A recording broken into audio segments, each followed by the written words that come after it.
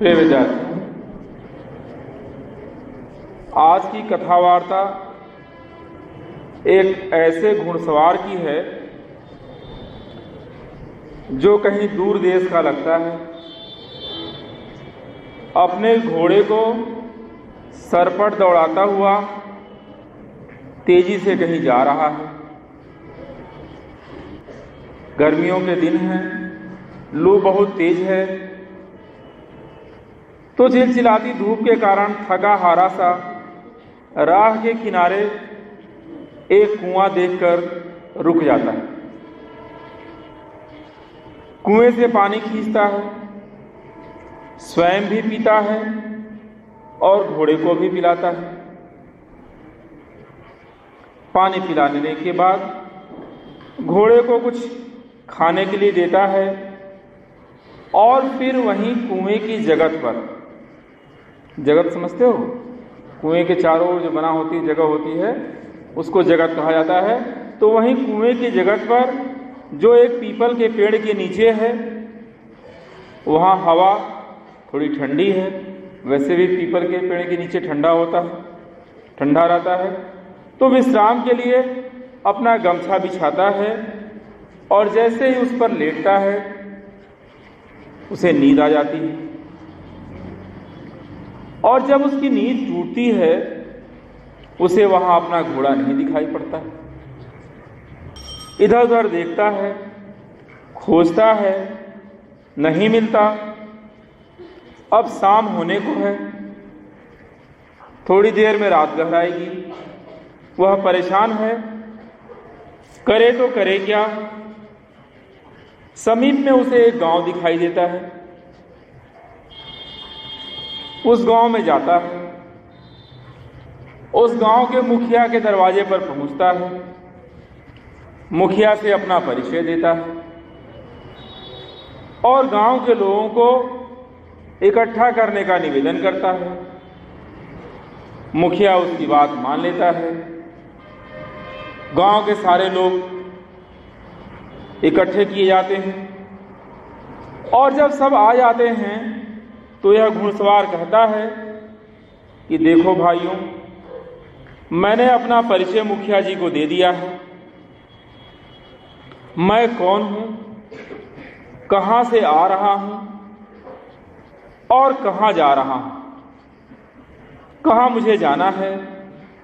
रास्ते में सड़क के किनारे जो कुआं है वहीं मैं पानी पीने के लिए रुका हुआ था। मैं भी पानी पिया, घोड़े को भी पानी पिलाया। ठंडी हवा थी। अब मैं थोड़ा आराम करने लगा और मुझे नींद आ गई। उतनी ही देर में मेरा घोड़ा चोरी हो गया और यह दिन की बात है। दिन में घोड़ा चोरी होना संभव नहीं है। फिर भी यह घटना घटी और मेरी बात पूर्णतः सत्य। तो फिर घोड़ा कहीं और नहीं गया है, घोड़ा इसी गांव में है। और जब घोड़ा इसी गांव में है तो उसे इसी गांव के किसी व्यक्ति ने चुराया होगा। तो मैं कहना चाहता हूं कि वह भलमानस, वह भला आदमी उसे लौटा दे। मुझे कोई दिक्कत नहीं होगी और उसे भी कोई सजा नहीं मिलेगी। किंतु अगर वह आदमी घोड़ा नहीं लौटाता है तो फिर मैं वही करूंगा जो मैंने पिछली बार किया था। और इसीलिए मैंने आप सबको यहां इकट्ठा करवाया है मुखिया जी से कह करके कि फिर आप मुझे दोष मत देना कि तुमने बताया नहीं। अब जैसे ही वो घुड़सवार अपनी बात कहता है गांव वालों के सामने, ये बात सही भी है कि घोड़ा उसी गांव के किसी आदमी के पास है। अब जिसने घोड़ा चुराया है वो इस घुड़सवार की बात सुनकर डर जाता है और कहता है कि तुम्हारा घोड़ा मेरे पास है, मैं अभी लाता हूं। चूंकि तुम्हारा घोड़ा मेरे खेत में चरने लगा था मैंने ही उसे अपने घारी में बांध रखा है। ये घारी क्या होता है? बड़े विद्वान, जहां जानवर बांधे जाते हैं उस जगह को हम घारी कहते हैं। तो तुम्हारा घोड़ा मेरी ही घारी में है, मैंने ही उसे बांध कर रखा है, और वह जाता है और थोड़ी ही देर में घोड़ा लाता है और घोड़े की लगाम उस घुड़सवार के हाथ में देते हुए कहता है कि मिल गया ना तुम्हारा घोड़ा, अब बताओ, जब पिछली बार तुम्हारा घोड़ा चोरी हुआ था तो तुमने क्या किया था? प्रश्न अच्छा है, प्रश्न सही है। उसकी जिज्ञासा है, वो जानना चाहता है कि इसने पिछली बार क्या किया था। और जब वह प्रश्न करता है कि तुम्हारा जब घोड़ा पिछली बार चोरी हुआ था तो तुमने क्या किया था, एक घुड़सवार कहता है यह तो मैंने पहले ही प्रमुख जी को बता दिया है। मैंने जब अपना परिचय दिया तभी मैंने प्रमुख जी को बता दिया, और अब यह बात तुम्हें तुम्हारे प्रमुख जी ही बताएंगे। और प्रमुख जी से निवेदन करता है कि मैंने जो आपसे बताया है आप इन्हें बता दीजिए। प्रमुख जी कहते हैं कि जब इनका घोड़ा पिछली बार गायब हुआ था तो इन्होंने क्या किया था, आप बताइए, बता सकते हैं? बताइए, नहीं समझ में आया? अरे कुछ नहीं किया था। प्रमुख जी कहते हैं कि जब इनका घोड़ा पिछली बार गायब हुआ था तो इन्होंने कुछ नहीं किया था, बस नया घोड़ा खरीद लिया था, और वह नया घोड़ा यही है जो इन्होंने अभी कुछ दिन पहले ही खरीदा है। प्रिय विद्यार्थी, यहां आपने देखा कि जब घुड़सवार की अपने बस की बात नहीं रही और उसके साथ परिस्थिति भी उसके विपक्ष में ही है, सब कुछ प्रतिकूल है, दूसरे देश में है, दूसरे नगर में है, यहां उसका अपना कोई नहीं है, तो उसने बुद्धिमानी से काम लिया। यहां वह क्या है, एक राहगीर है, उसका अपना कोई नहीं है, सभी अजनबी हैं, घोड़ा चोरी हो गया है और वो कुछ नहीं कर सकता, एकदम असहाय है। फिर भी उसने कैसे अपना घोड़ा खोज निकाला, है ना बड़ी बात। और यहां सब कुछ तुम्हारे साथ होता है, स्थितियों परिस्थितियों से लेकर हम भी तुम्हारे साथ होते हैं। इससे ज्यादा बेहतर ये होगा कहना कि हम भी तुम्हारे हाथ में होते हैं, तुम जैसे चाहते हो वैसे हम करते हैं। तुम्हारी जो भी जरूरत होती है उसे हम पूरा करते हैं, फिर भी तुम कितना करते हो यह तुम भली भांति समझते हो, जान रहे हो, हमसे ज्यादा अच्छी तरह जान रहे हो। किंतु एक बात और जान लो, जीवन का दूसरा नाम संघर्ष है। जिसने संघर्ष नहीं किया, सत्य मानो उसने जीवन ही नहीं जिया, उसका जीवन व्यर्थ चला गया। जिसने संघर्ष किया, संघर्ष करने से उसके अंदर मादा पैदा होता है, और यही मादा तुम्हारे अंदर की ताकत होती है। तुम अंदर से उतने ही मजबूत हो जाते हो, उतने ही सशक्त हो जाते हो, और विषम से विषम परिस्थितियों में भी तुम अपना लक्ष्य पा लेते हो। और बहुत स्पष्ट कारण है कि जीवन सपाट नहीं है, इसमें सब कुछ अपने वश में नहीं होता। आपके पास उसके समाधान का कोई विकल्प भी नहीं होता, और आपको कुछ न कुछ करना ही होता है। और उसी कुछ न कुछ करने में आपकी परीक्षा हो जाती है। कभी आप सफल हो जाते हैं तो कभी आप असफल होते हैं। यह निर्भर करता है कि आपने कितना संघर्ष किया है, जीवन को कितना ढंग से जिया है, जीवन के कितने करीब रहे हैं आप। प्रिय विद्यार्थी, जीवन यात्रा एक मृग मरीचिका है। मृग मरीचिका समझते हो? जानते हो किसे कहते हैं मृग मरीचिका? कभी देखा तुमने? अनुभव किया? पढ़ा? क्या पढ़ा? मृग मरीचिका के बारे में क्या पढ़ा? पढ़ाया क्या होगा? कहां घटती है ये घटना? बताओ। रेगिस्तान में घटती है ना। होता क्या है, गर्मी के कारण हवा की परत जो है वो विरल हो जाती है और विरल होकर के ये ऊपर उठने लगती है, तो सघन से विरल में उसका संपूर्ण परावर्तन हो जाता है प्रकाश का, और उसके कारण जो किरणें आती हैं ऊपर से वो लौट कर क्या करती हैं? उल्टी प्रतिबिंबित होती हैं। जैसे कोई पेड़ है उसका उल्टा प्रतिबिंब दिखाई देगा, और उल्टा प्रतिबिंब कहाँ दिखाई देता है? पानी में ही दिखाई देता है ना। तो जब कोई मृग जिसकी आंख में उसका उल्टा प्रतिबिंब बनता है वृक्ष का, तो उसको लगता है कि प्रतिबिंब कहाँ है? पानी में है, और वो दौड़कर क्या करता है? पानी पीने जाता है।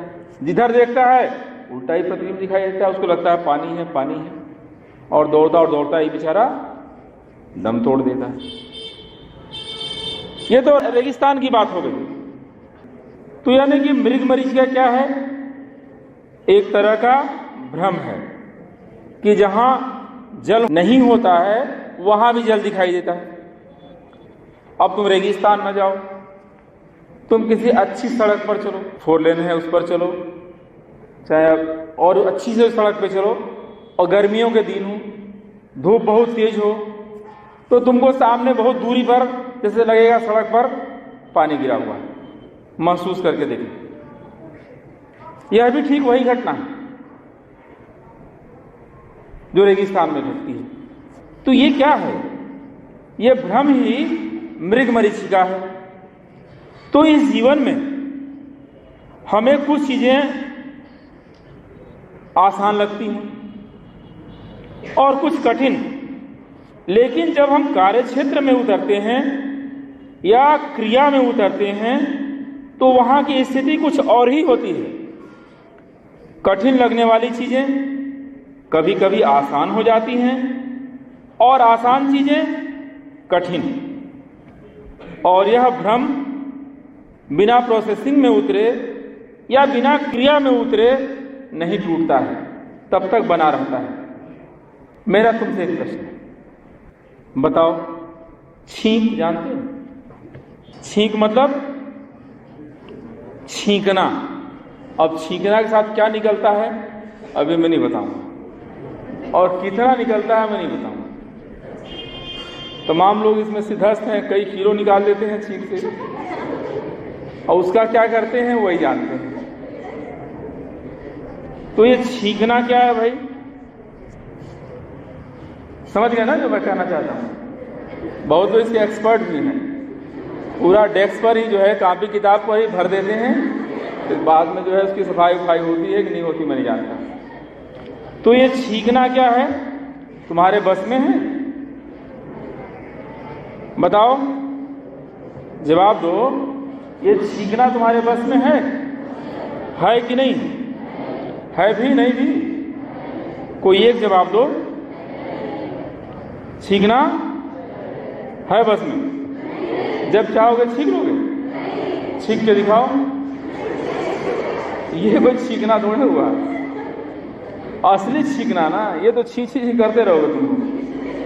तो तुम इतने असहाय हो कि चाह कर भी छींक नहीं सकते। बात सही है ना? तुम इतने असहाय हो कि चाह कर भी छींक नहीं सकते, यानी छींक पर तुम्हारा बस नहीं है। तुम कितनी भी चेष्टा कर लो, कितनी भी कोशिश कर लो, छींक नहीं आएगी। स्पष्ट है कि एक मामूली सी छींक भी तुम चाह कर पैदा नहीं कर सकते। क्यों? क्योंकि यह घटना जो है, यह घटना अनैच्छिक क्रिया है, यह स्वैच्छिक क्रिया नहीं है। यानी छींक आना तुम्हारे चाहने पर नहीं है, या तुम्हारे करने पर नहीं है, या तुम्हारे होशपूर्ण होने पर नहीं है। छींक अनैच्छिक क्रिया है, वो तुम्हारे बस में नहीं, तुम्हारे चाहने से नहीं होनी है। ठीक ऐसे ही खांसना, तुम चाहकर खांस नहीं सकते। उबासी लेना, उबासी लेके दिखाओ, नहीं आएगी उबासी। उबासी अकेले थोड़े आती है, खांसी अकेले थोड़े आती है, छींकना अकेले थोड़े होता है। उसके साथ तुम्हारा पूरा शरीर होता है, पूरा तंत्र होता है। वो सामान्य घटना नहीं है। तुम भले उसको सामान्य समझते हो, लेकिन सामान्य घटना नहीं है। तो ये सब अनैच्छिक क्रियाएं हैं जो स्वतः होती हैं। इनके घटने में तुम नहीं, बल्कि तुम्हारा पूरा शरीर लगा होता है। पूरे शरीर के द्वारा ये घटनाएं घटती हैं। तुम इसे चाहकर भी नहीं ला सकते, जैसा कि अभी आपसे बात हुई। तुम इसे चाहकर भी नहीं ला सकते, और आ जाए तो इसे कितनी भी एड़ी चोटी एक कर लो, रोक नहीं सकते। रोक सकते हो? छींक आ जाए तो कितना भी एड़ी चोटी एक कर लोगे, रुक नहीं सकती। आना ही आना है उसको, और जितना है सब बाहर होना ही होना है। चाहे हाथ पसारे रहो और चाहे न पसारे रहो, उसको बाहर हो जाना है। और हाँ, जो महत्वपूर्ण बात हमारी आपसे होनी है वो ये है कि छींक आने से पहले यदि तुम सजग हो जाओ, चैतन्य हो जाओ, तो संभव है कि तुम उसे रोक सको। और अगर छींक रुक गई तो समझो कि तुम पूर्णतः सजग हो, चैतन्य। मेरी बात समझ आ रही है? और इससे भी महत्वपूर्ण बात यह है कि छींक के साथ तुम्हारे शरीर से निकलने वाली उस ऊर्जा का क्या होगा। छींक आती है तो सब पूरी ऊर्जा आती है ना, पूरा एक झोंक आता है तुम्हारे साथ। ऐसा नहीं है कि छींक आई और इतना गिर गया और किनारे हो गया। छींक के साथ एक ऊर्जा भी होती है, और वो बहुत अधिक ऊर्जा होती है। एक झोंक की तरह होती है, एक बिजली कौंधने की तरह होती है। तुम गौर करो, महसूस करो, ये चीज तुम्हारी समझ में आएगी। तो मैं कह रहा था कि उससे भी महत्वपूर्ण बात यह है कि छींक के साथ तुम्हारे शरीर से निकलने वाली उस ऊर्जा का क्या होगा। तो वह ऊर्जा तुम्हारे सजगता के साथ जुड़ जाती है। जो तुम सजग होते हो ना, उसके साथ जुड़ जाती है। जो तुम चैतन्य होते हो ना उस समय, उसके साथ जुड़ जाती है। और जाने अनजाने उस क्षण तुम ध्यानस्थ हो जाते हो। बहुत बड़ी बात है। और यह कौंध जो ऊर्जा के रूप में है, जैसे बिजली कौंधती है की तरह अनुभव देती है, तो यह कौंध तुम्हारे अंदर, यह ऊर्जा तुम्हारे अंदर बुद्धत्व की संभावना को जन्म देती है ना। बड़ी बात। प्रिय विद्यार्थी, मेरी यह बात तुम्हें व्यर्थ लग सकती है,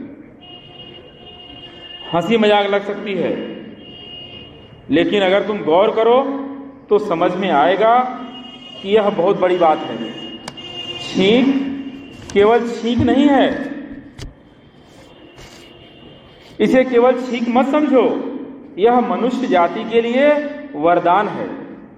छींक सिर्फ तुम्हारी नाक में घटित नहीं होता, उसमें तुम्हारे शरीर का रोआ रोआ सम्मिलित होता है।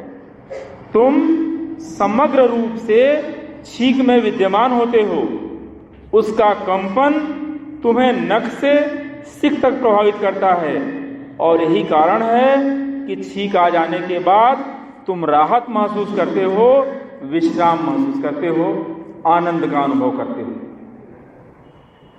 तो जिस क्षण तुम्हें लगे कि छींक आने वाली है, जिस क्षण तुम्हें छींक की उत्तेजना का अनुभव हो, आंखें बंद कर लो और ध्यान को अपनी चेतना को नाक पर ले आओ। नाक पर कौन सी जगह होगी अब तुम जानो। मैंने क्या कहा कि आंखें बंद कर लो। मैं बहुत बड़ी बात बता रहा हूं और बहुत बड़ी विधि बता रहा हूं आपको, इसको समझो। तो मैंने कहा कि आंखें बंद कर लो और ध्यान को, चैतन्य को नाक पर ले आओ और ठीक आरंभ से ही सजग हो जाओ। जैसे इस ठिकानी है तुम सजग हो जाओ, चैतन्य हो जाओ, छींक गायब हो जाएगी। बात हुई थी ना कि छींक आने से ठीक पहले तुम चैतन्य हो जाओ तो तुम्हारी छींक गायब हो जाएगी। और उस क्षण जो छींक है, छींक में तुम्हारा शरीर पूरे तंत्र के साथ सम्मिलित रहता है। छींक की सारी ऊर्जा तुम्हारी सजगता में, तुम्हारी चैतन्य होने में रूपांतरित हो जाएगी और यह रूपांतरण तुम्हें उस क्षण ठहर जाने की स्थिति में ला देगा। उस क्षण तुम्हें कुछ भी नहीं सूझेगा और इस तरह का क्षण ही ध्यानस्थ की अवस्था है, जब तुम्हें कुछ नहीं सूझता, न तुम्हारे पास विचार होते हैं और न तुम्हारे पास सोच होती है, तुम शून्य होते हो। यह ध्यानस्थ की अवस्था है। तो ध्यान ऐसे घट सकता है। ध्यान घटने के लिए तुमको ऋषि, महर्षि, ब्रह्मर्षि बनना पड़ता है और एक छींक तुम्हें ध्यानस्थ तक पहुंचा सकती है। मैंने प्रोसेस तुम्हें बताया है।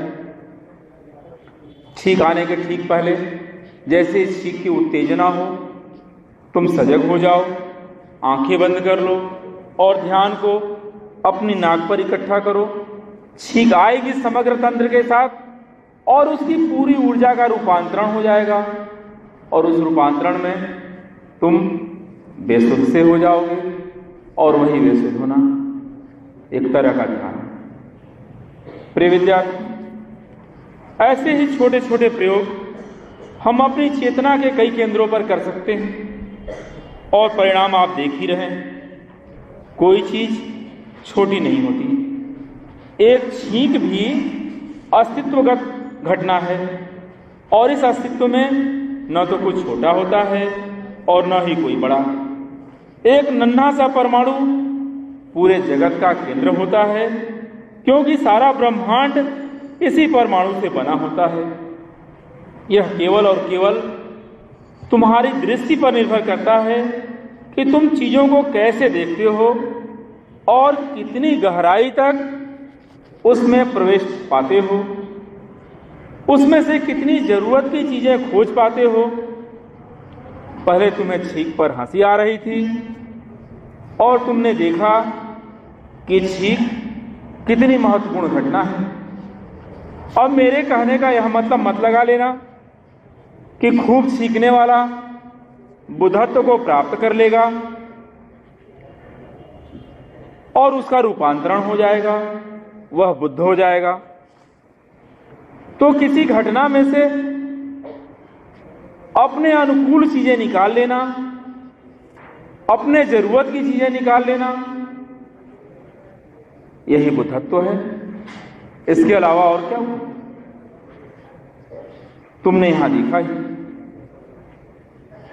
कि जो बस में नहीं है उसे साधना, उसमें से समाधान निकालना, यही तुम्हारी विशेषता है, यही तुम्हारी योग्यता है, यही तुम्हारी दक्षता है। जैसे कि वह घुड़सवार जिसका घोड़ा चोरी हो गया है, घोड़े का चोरी होना एक साधारण घटना है, किंतु उसका समाधान जो उस घुड़सवार ने निकाला एक असाधारण घटना है।